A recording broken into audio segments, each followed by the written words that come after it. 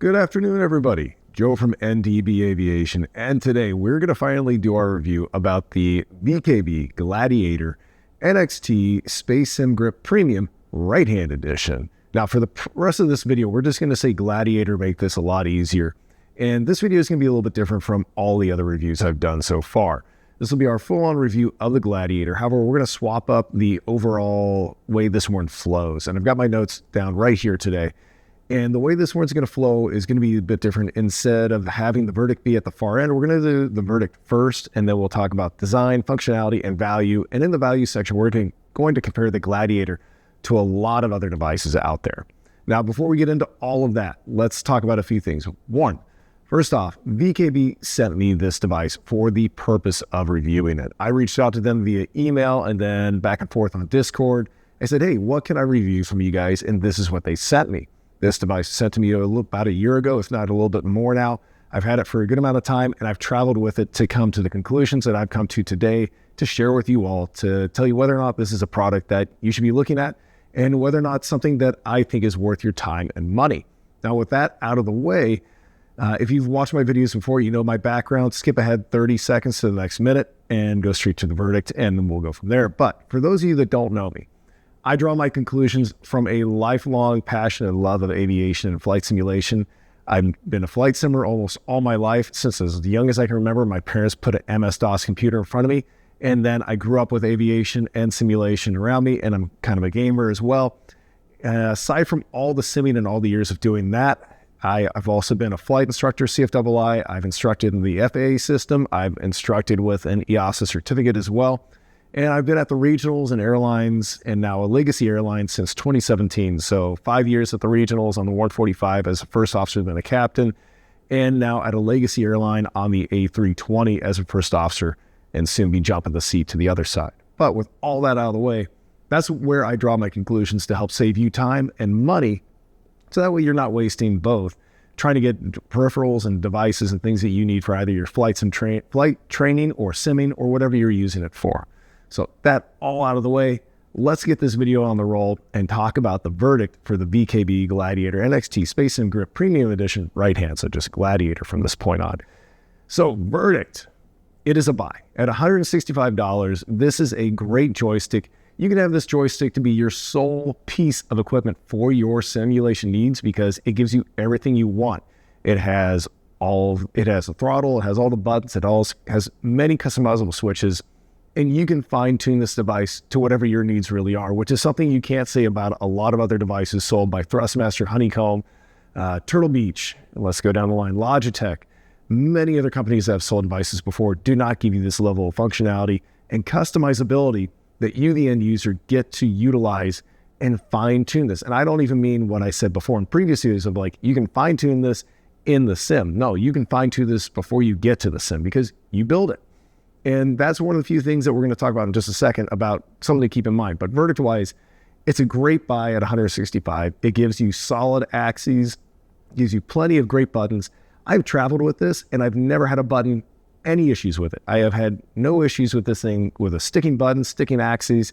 I have not had to take it apart to fix it in any which way, and it has been through a lot, and I mean a lot of durability testing from myself to my family to my kids that range from 2 to 12 years old. They've all had a chance to utilize this thing and put it through its paces to make sure it's going to work and be a suitable device for many, many other people for years to come. So this is a definite buy. Now, a few things to talk about before we wrap up the verdict and go into the rest. There are a few little gripes I do have with this product. One is really a gripe, but it's one that I get over. The other thing is just a couple of things for you guys to know. If you're going to get in this device and you are not someone that you know what you're expecting. So first off, you do have to put this device together. Here's my unboxing video here. You're going to have to take it out of the 2 boxes it comes with, put all the parts, look at the parts you're going to need, follow the instructions, put it together. And then after you've assembled the entire device, you're then going to have to flash the software from VKB onto the hardware itself to get it to be utilized and recognized on a Windows PC. Now, this software requires a Windows PC to get it up and running. You do usually, depending on what your firewall settings are, what your security settings are, you're going to have to tell your PC to trust their software. I have not had any issues with it, but you have to do that to get this up and running. Once that's all said and done, You then configure it in Microsoft Flight Sim 2020, 2024, X-Plane 12, Prepare 3D, DCS, whatever you might be using. You still have to then configure it in the sims. There are very few default profiles for this device or these devices as of right now. I hope that changes in the future. Those are the two little things that I really want to bring up to bring to people's attention. I don't think those are really gripes. I think those are just things that you need to know as the end user that you're going to have to do to set this product up. And even after all that, I still recommend this product. Now, the one gripe I have, it comes down to ergonomics and hand size. I am a medium to large size hand person. I'm not an extra large hands kind of guy. But if you have extra large hands, the grips are on the smaller side. And usually it's a pinky finger where your hand rests on the joystick. I'll try to show a picture right here where your hand rests. Your pinky finger is going to be a little annoyed at first. However, over time, I forget about it. And it's something I only think about when I first start using the joystick. And after a while, I've totally forgotten about it. So if you're okay with all those issues, which are really only 3 minor issues, this is still something to spend your money on. It's great to go for. And that's it for the verdict. Now, if you want to stick around and find out how I came to that verdict, continue watching and we'll talk some more. So design-wise, design of the Gladiator, it's not anything different from anything else out there, really. I'm not going to say that it breaks a mold, that it stands apart from everybody else's designs, but the design that they went with here, ergonomically, aesthetically, and where everything sits on this grip, and there are other grips that I've been able to look at in their catalog, because here's a catalog right here. You can see they have other options that you can look at. You can buy to change out the grip on top of the base and really make this yours. With that all being said, the design here is pretty functional. It's standard. It gives you plenty of buttons to utilize. It is all plastic, but that's not a downside. There are many caveats to having metal devices that can be an issue, so we're not going to go deep dive into that, but really, this is a solid plastic device with a good base that stays on your desk. Now, have I had issues with this? No. It stays planted when I put it down, regardless if it's one of my kids or any of my kids, myself or somebody else utilizing it. It stays where it's supposed to stay, and it does not come up, unlike the Turtle Beach Velocity Worn Flight Stick. So design-wise, everything comes together to make a really nice package that, yes, you do have to construct yourself, and you can change out parts inside it. So the guts are removable. You can take some out, put new ones in, and that is something that is a feature design-wise that leaves a lot up to you, the end consumer, to give you that option to really fine-tune this and make it substitute or at least replicate what you're trying to go for in your personal simulation needs, because who knows what you're flying. You could be flying a J3 Cub, you could be flying a Skyhawk, you could be flying a DA-20 or DA-40, DA-62, or even a Airbus A320. All these aircraft have different feelings. And yes, I did have some in there that have yokes, and then there are others that have side sticks or a center stick. These are all devices that you're going to fine-tune your device to replicate that aircraft as best you can in the sim and with the hardware you're given from VKB. And I think design-wise, that is probably the standout feature here. Instead of just having a device that they sell to you that you just open up, you plop down, you plug it in and play it, which for many is going to be what everybody's looking for. The Gladiator gives you that option, and VKB gives you the option of actually opening it up and getting into the guts and fine-tuning this device, which I think is invaluable in today's world, because it's so much nicer to have the opportunity to then fine-tune the feel and the centering of the stick itself, which, you know, I've seen many comments on my other videos where people are saying, hey, this doesn't feel like an airplane. Well, yeah, you're right. None of these things feel exactly like the real airplane, because you're missing all the other forces of nature that you have when you fly versus when you sim. It's all your perception of what that simulator is giving you via the screen, and then how you perceive your hand movements and eye interpretation of the sim itself. So design, this thing is solid, and you're going to get years out of this, because it's been in my bag, my roller bag, for many trips. I would say well over a dozen trips, because my family time, my flight time at home, I was not getting the time that I was really hoping for in the first 6 to 8 months with this device. So I started bringing it with me on trips. It has been in my roller bag. It has been through a tremendous amount of abuse, and I still have had no issues with this. So design-wise, there's nothing wrong here. I think if you like the aesthetics, it's within your price range. This is a definite buy if you're looking for a nice joystick. And the design, again, no issues. I'm looking to make sure I didn't miss anything in here. You have the ability to swap out the parts. Oh, the buttons, the feedback from the buttons. They do make a solid sound when you push them and they bounce back nicely. I would not say that they have a large amount of travel, and it took a little bit of getting used to for some of the buttons, but after getting used to them, it was kind of, I guess, maybe exactly how VKB designs and operates their products. But I will be happy to tell you that I've had zero issues with anything when it comes to the buttons on the joystick itself. So even when it's been in my bag for an entire day, rolling around, getting to the hotel room, unpacking it, and using my MacBook M1 Pro, or whatever this MacBook is, I've had no issues with the buttons sticking, which is great. So functionality. You have a lot of great options here, and we've already touched on this a little bit. The functionality of this device comes down to being very similar to many other devices out there that you have seen or been looking at or shopping around for. It has all the buttons. It has the hat switches. It has a throttle on it, and it has a lot of customizability that we've already talked about. But the functionality of this device comes down to, again, you being able to change out the springs, adjust the dry clutch.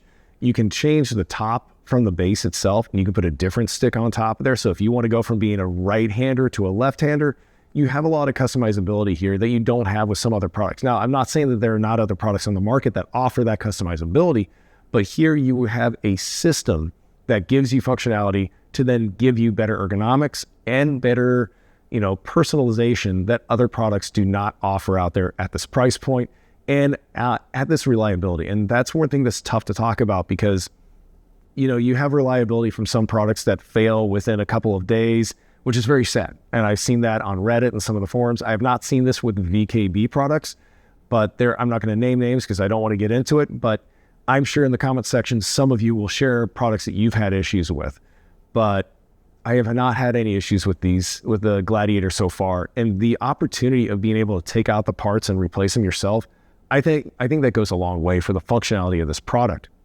But when you've gotten this thing together and you're going to flash the software onto the device itself, that gives you a lot of functionality. I know other companies have their own proprietary software similar to what VKB does for the Gladiator. But if you learn that software, if you take the time to set it up, this does give you another level of functionality on top of the sim to make this more your device. And then after that, like I said before, Microsoft Flight Sim 2020, 2024, and X-Plane 12, and some of the others, I have seen when you plug it in, there are not always default settings, especially for Microsoft and X-Plane. So you're going to have to get in there and set this up to be yours. I've said this before, and in the past, I will continue to say it again and again. That may seem annoying, but the time that you take to properly set this up yourself is going to go a long way to help you really have a good device. So yes, that may be a downside to many people, but getting into the sim and setting up all these buttons, all these axes yourself, fine-tuning the curves, especially for the axes, is going to give you a better experience down the road and over time for you. And I know that will take time, and I will have a video for that at some point. So if you're wanting something like that, you can look back at some of my older videos, and there are some setups for, say, some of the Honeycomb products. Those same videos still pretty much apply. The only thing is I need to do an updated video for, say, Microsoft Flight Sim 2024, because there are some differences, but I'm sure you can find that on YouTube already. Outside of the functionality that I've talked about so far, if you look at their catalog, you can swap out, like I've said, and put on different tops to then give you better ergonomics or help you to get around and set up for what you're really going for. So functionality wise, there's nothing really different here. There's nothing really special here, but it does everything well and as expected. So you're not missing anything. You're not gaining all that much aside from what I've said, what I've already said when it comes down to the personalization about how this device works from the guts within. So value. Now, value, I really only feel like there's one true main competitor, and we'll get to that in a minute. And I'm going to talk about the VKB, kind of comparing it to products that are more expensive and then less expensive, and then you'll be able to make your decision for yourself. And then I'll compare it to one product that MSRP-wise, they were pretty much side by side, but due to current pricing, you might see a variation right now. So when we look at the catalog, you can see that the Gladiator starts around $125 and goes up to about $175, depending on how you configure it. And then for the device that they sent me, $165 is what we're looking at for an MSRP. So a direct competitor to the Gladiator would be the Winwing Ursa Minor Series joysticks. Now, these joysticks offer a lot of opportunity. They are different in nature and in setup. They take a few other aesthetic cues and design cues from, say, other aircraft and others, say, like the fighter joystick itself.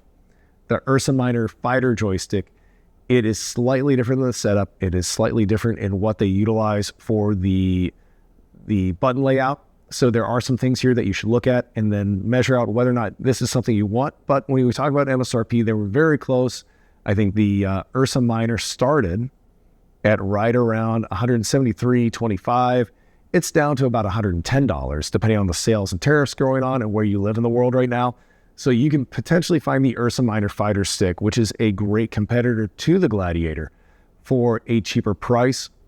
When it comes to customizability and functionality of this, the only major thing that I've been able to see from Winwing, and I haven't done a full-on deep dive, I'm looking to get my hands on one of these products to give a better one-on-one comparison between the two.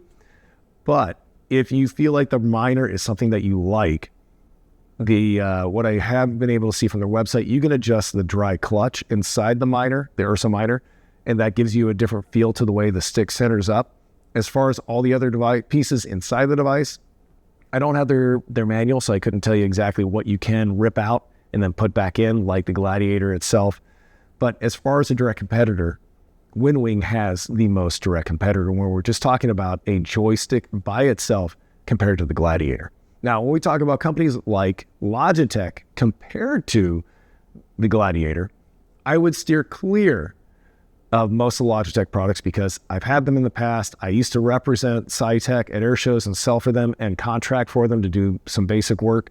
But when I look at the X52, whether the normal or the professional, those things need to be on massive discounts. I would not buy the normal X52. If you can find the X52 professional compared to the Gladiator, because now you're getting a full-on HOTA setup instead of worn device. If you can get the X52 professional for around $100 new, I think that's a reasonable comparison and a reasonable price point. And then if we look at the X56 HOTAs, because you're getting a lot more functionality and a dual throttle setup on that HOTAs, if you can get the X56 for, say, $150 to $175, that is a point where I would really consider maybe that Logitech product over the Gladiator. But personally, I would continue saving my money and just get the Gladiator and then eventually buy my own throttle setup to go with the Gladiator later on, because I do not like the durability. And then when I look at the forums and Reddit and other places where people talk about the problems they're having with Logitech products, I would just steer clear of Logitech as of right now. When you look at Thrustmaster, the major reason that you would go with Thrustmaster is maybe you want something with a little bit more metal on it. They have the Warthog. However, the Warthog is a lot more expensive and it does not have a throttle setup on it. And you're missing out on a lot of other buttons and customizability that you don't get with Thrustmaster products or Logitech products. And if you need something that is Xbox compatible, Thrustmaster does have that offering. However, if you're already watching this video, you probably already know that the Gladiator is not Xbox compatible. So this is kind of a moot point, but for comparison's sake, you do have the TCA size stick and the T16000 series from Thrustmaster. However, like Logitech, Thrustmaster, Turtle Beach, these other companies that have one and done plug and play devices, you can't open them up and change the guts around. And that is something that you have to keep in mind of the value of what you're paying for with the Gladiator. So when you look at these Thrustmaster products, yes, they are cheaper, but you don't get the overall customizability, functionality, and user-definable setup that you get with the VKB Gladiator. Even though they are cheaper, if you need something cheaper, you're probably not already watching this video. And if you need something cheaper, you probably are going to go get the Winwing Ursa Minor because it's been on sale and it continues to be on sale. So Thrustmaster, it's really up to you. If you have to save money, these are decent devices. I'm not going to say they're great, but they're decent. And when we talk about the Warthog as well, it's much more expensive with less functionality and customizability to it. Next up, let's talk about the Turtle Beach Velocity Worn Flight Stick. Yeah, I've already reviewed this product. It's okay. And again, if you need Microsoft Xbox functionality, it's one to consider. However, I don't like the way that it sits on my desk and it comes loose all too often. It's not well weighted. It's not well balanced. and the overall setup, while it does give you a lot of customizability and a little bit of added functionality in some aspects, I don't like the longevity lookout for this product. But I would say if you can find a Velocity worn for closer to $100 new, not used, that is something to potentially consider. And then finally, Virpil. Virpil does not have a direct competitor for the Gladiator, nor does Ursa and a bunch of the other companies out there that make some really quality products. They're much more expensive and you don't get as many customizable buttons on them. But just for the sake of looking at it, there is a Virpil device that is twice as expensive, but it doesn't have a throttle. These are definite solid products. And if you're looking to spend a little bit more, it's another company to keep in mind. So with all that said, I hope I gave you some food for thought when we're talking about, how I came to my verdict. And when we're comparing this product to other products that are on the market, is it worth your money? I think it totally is. I think even with the Winwing products out there being cheaper, you need to look at what people are saying online when it comes to the overall durability, how they sit on the desk. And then from there, it really is going to come down to aesthetics for you, the end user, what you want and what you're going to use it for. So this is a definite buy if it is something that, one, you can afford, and two, you're willing to have this as maybe your one and done, because this can do it all.